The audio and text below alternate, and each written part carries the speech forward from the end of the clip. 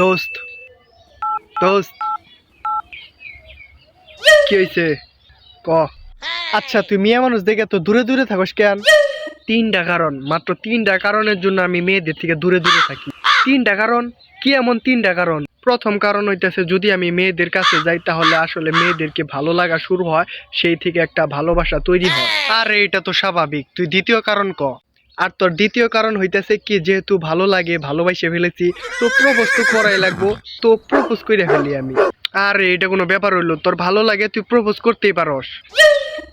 আর তিন নাম্বার কারণ হইতেছে, যেটার জন্য অ্যাকচুয়ালি আমি মেয়েদের দিকে তাকাই না, সেটা হইতেছে তোর মেয়েটা না কইরা দেয়। তারপর আমার মন সহনে কিছু ভাঙ্গা যায়, আমি একটা বড় সড়ো ছেঁকা খায় যাই।